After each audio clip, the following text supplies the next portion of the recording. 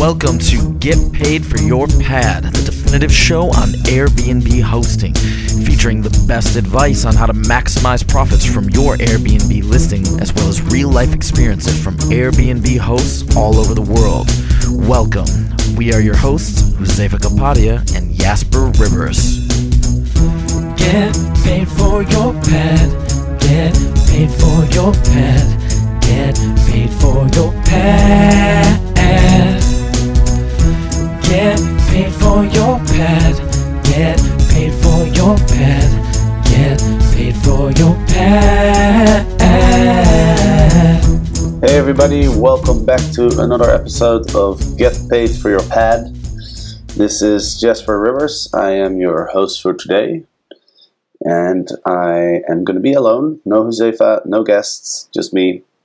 And I will be discussing a number of things. First of all, I wanted to highlight a few questions that we've received in our private Facebook group, which is called Airbnb Academy. We have about 50 people, 50 Airbnb hosts in there right now, and the group has been really active, and I thought there were some good points, some good questions in there, so I just wanted to highlight a few, and then I have a few other points that I want to discuss after that as well. So let's get started. The first question is asked by Ebru, and Ebru lives in Istanbul, Turkey, and she recently had a problem at her place because there was some nearby construction and they had to cut off the gas. And this was during a time that she would have some guests at her place. So her question is, hey guys, I was told that there would be some construction near my apartment and gas needed to be cut off 3 days. And during this time I had a reservation, so I immediately emailed my customer and I offered them another flat, which is better quality and better location at no extra charge. But she ended up canceling the reservation anyway, so I had to refund her the money. Do you have any suggestions on how to handle a case like this? Now, first of all, I think Ebru did the right thing by letting her guests know. Obviously, you can't have guests in your apartment if there's no gas, because there's no warm water, and I don't know what else the gas is used for, maybe for cooking. But anyway, it's good that she let them know. But I think because she has a better place that she can offer her guests for the same amount of money, I think she could have probably handled it a little differently, which would have decreased the chance that the guest would have cancelled. So this was actually brought up by another member of our group. His name is Alexander, and he suggested to offer the guest the other apartment as a free upgrade without letting them know the reason why you're offering it to them. So imagine you go to a certain place and you're staying in a hotel, you book a standard room, and you get a message from the hotel saying that they decided for whatever reason to offer you an upgrade, and instead of a standard room you'll be staying in a suite. Now, obviously you're not going to cancel the hotel, right? But if the hotel tells you about an issue with your room, and that being the reason that they have to move you, then it may be a different story. So Alexander suggested to write the following message to the guest. Dear guest, as an Airbnb guest, you are probably used to the great service Airbnb offers. As an experienced host, I would like to offer you a small extra as a token of my appreciation for your choice to stay in my apartment. I actually have a nicer apartment, which happens to be free for the days you are traveling, which I would like to offer you at no extra charge. Please get back to me as soon as possible so I can upgrade your booking. So if you frame it this way, I think there's a very small chance that the guest will cancel, because it really sounds like you're just giving them extra value at no extra cost. Whereas if you start with the issue at hand, then it's different, you know. Like I think this is a much better way of doing it. And in the end, you're giving the guests extra value, so you don't really need to tell them what the reason is that you're offering this. And you know, you can only do this if you are managing multiple apartments, of course. There's quite a few people are these days. And if you only have one place, then I guess the only thing you can do is just let the guests know, and you know, they'll probably cancel it. But at least you're being honest, and you won't get like a bad review if you let the guests stay. Let's move on to the next question, posted by Andrew. Andrew lives in Medellin in Colombia, and I know Andrew very well. He has a apartment rental business which is called Apartment Medellin, and he runs about 100 apartments or so, I believe, and he was a former guest on our podcast. So Andrew asks, guys, what are you doing with guests that want to view the property first?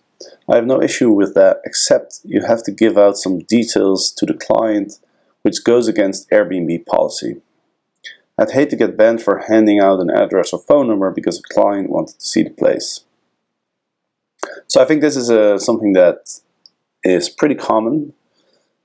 A lot of people like to see the place first before they book it. And obviously if you're trying to book something far away, then that's not an option. But sometimes what people do is they know somebody in your town and they ask if you can give that person access to your apartment. Now, there's a few reasons why I don't really like this. First of all, it's a bit of a security concern.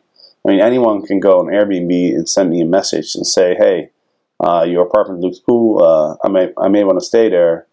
Can you let my buddy, who lives in your city, can you show him the apartment?" I mean, I'm gonna have some random dude, in my apartment, and that's not really something that I recommend people do. And the other thing is, obviously, it's against Airbnb's policy. Airbnb doesn't allow you to communicate, information, any information other than what's listed on the website. So, and obviously they're doing this because they don't want people to go transact off platform, which is reasonable because that's obviously their business. So I wouldn't personally let people see the apartment. I would send them a message and I would explain them the situation.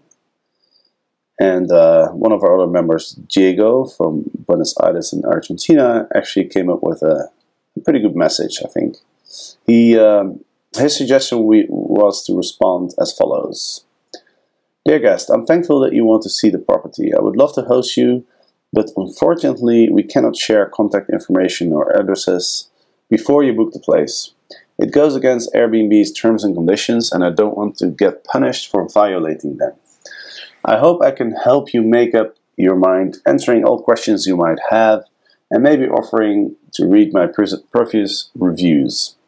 I'm here to help, so please let me know if you come up with a way I could do this. Thank you. So that's a good way to answer, I think. And also, if you think about it, the Airbnb platform tries to enable us hosts to, really make a very accurate representation of our accommodation. And I think by using lots of pictures and lots of information, you can actually give guests a really, really good impression of your place, and it comes mostly from the pictures. So if you get these type of questions on a regular basis, I suggest you go into your listing and to see if you have enough pictures. You should have at least a couple pictures of every space in your house from different angles. A few pictures of the outside. Maybe you have an outside area or just the door, the entrance. Don't forget the bathrooms and even the hallways. And also add some pictures of your neighborhoods. And that way your guests will have a pretty good idea of what he's getting into. Alrighty, let's move on to another question. This was posted by Apple.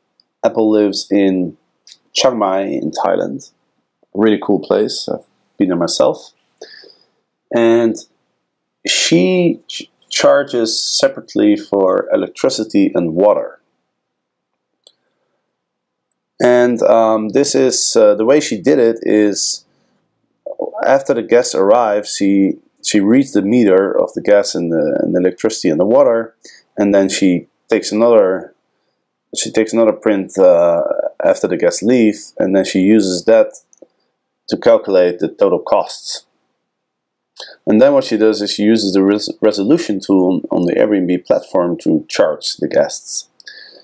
And she ran into a problem because she had a few guests over, and she sent them the bill, but the guests didn't want to pay it because they argued that the costs were too high. And you know, the problem with doing it this way is that you never know if the guests are actually gonna pay for the costs afterwards. And you can get into all sorts of arguments, and in this case, the guest was arguing that maybe the air conditioning was on before they arrived, or maybe the house wasn't isolated properly. And they looked at the average use of other places in the city. They somehow came up with some numbers, and basically what it came down to is Apple wanted to charge them $50, and they thought it was way too high, so they didn't want to pay it. Now, I don't think hosts should be charging for electricity, water, and gas, and other expenses you may have separately. I think it's much better to include it in the price for your room. So that way the guest knows upfront what the total cost is going to be for the stay, and also there's no way you can get into any arguments. It's always better to have people pay everything upfront, included in your price. The only thing that you can do separately is the cleaning cost, because the Airbnb platform actually allows for that. There's a place where you can specify the cleaning costs, and they will be included in the total price of the reservation, and you will get all the money the day after the guests arrive. So I think that's a better way of doing it. So for anyone out there who is either charging for electricity and other expenses separately, and maybe having people pay in cash on arrival, my suggestion is to just include it in the price of your place.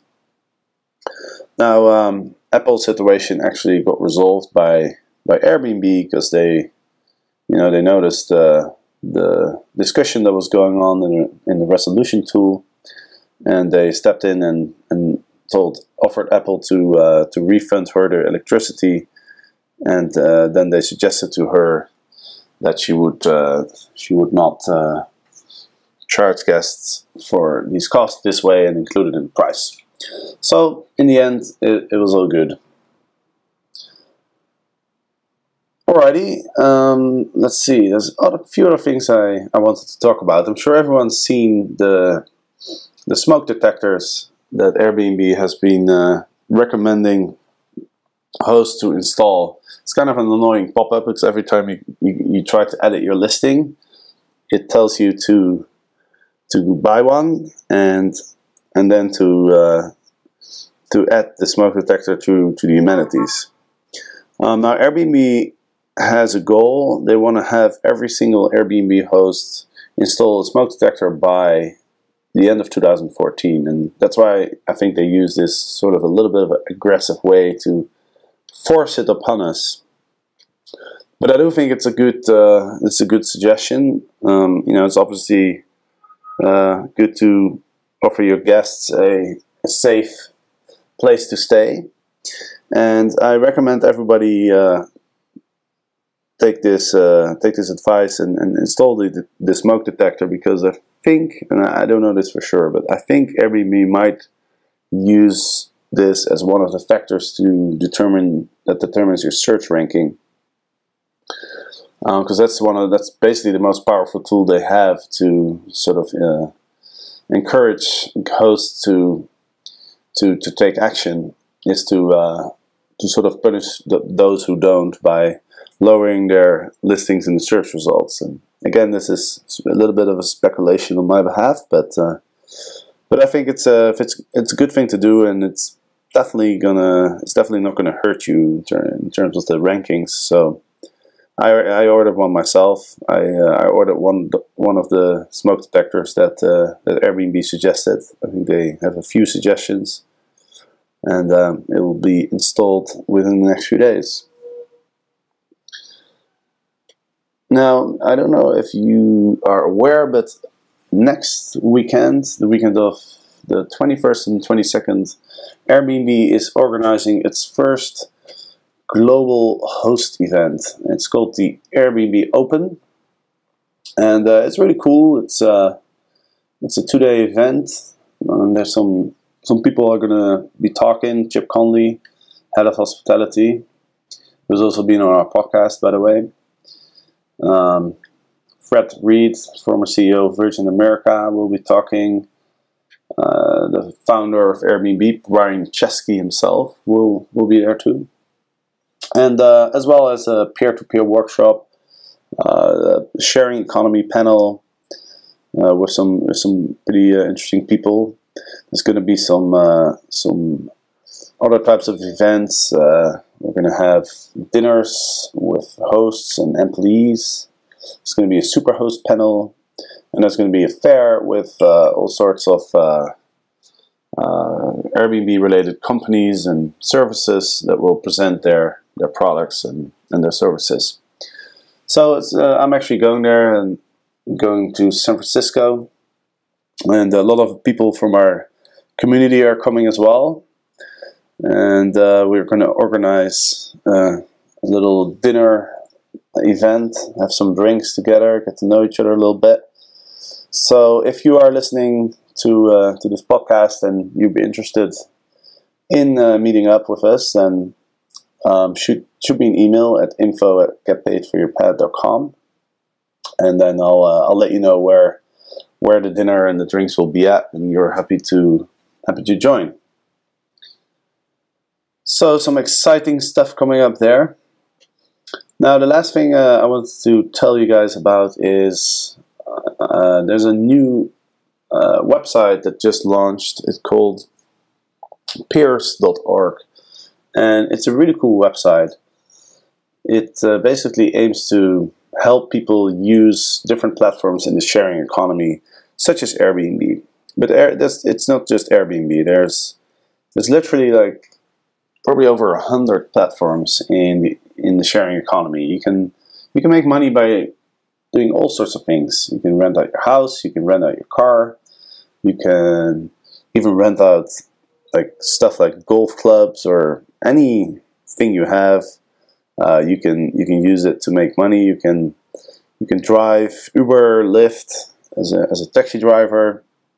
You can park your car at the airport and have other people rent it while you're away. You can host dinners at your place and charge people for a meal. Basically, like running your own little restaurant, which is really cool. I mean, I really like cooking, so when I'm at home, I'm definitely going to throw a few dinners. And there's all sorts of way you can use the sharing economy to make some extra money.